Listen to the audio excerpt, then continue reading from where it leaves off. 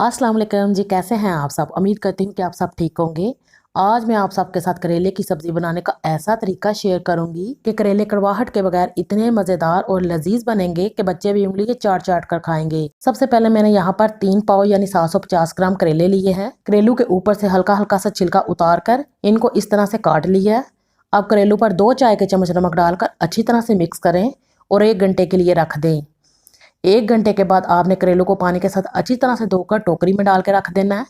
करेलू को 10 मिनट के लिए टोकरी में डाल कर रखें ताकि इनका एक्स्ट्रा पानी जो है ये निकल जाए। 10 मिनट के बाद कढ़ाई में हस्बे ज़रूरत ऑयल डालकर करेले फ्राई कर लें।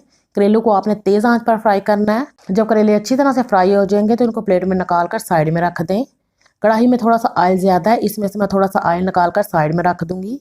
इसे हम किसी और सब्जी या दाल में यूज़ करेंगे। यहाँ पर आप अपनी ज़रूरत के हिसाब से हस्बे ज़रूरत ऑयल लें। 4 बड़े साइज़ के कटे हुए प्याज डालकर प्याजों को फ्राई करें।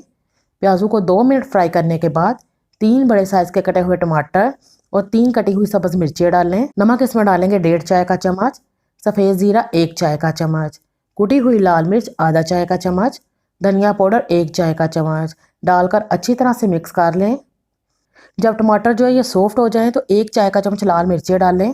आधा टीस्पून हल्दी डालकर मिक्स करें और करेले डाल दें। करेले डालकर आपने अच्छी तरह से मिक्स कर लेना है।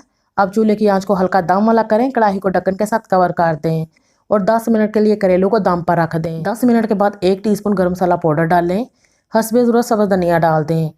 चूल्हे की आंच को तेज़ करें और इसे तेज़ आंच पर 2 मिनट पकाएं। 2 मिनट के बाद चूल्हे को बंद कर दें। इतने मज़ेदार ये करेले पकते हैं कि आपके बच्चे भी उंगली चाट चाट कर खाएंगे। एक बार इस रेसिपी को ज़रूर ट्राई करें।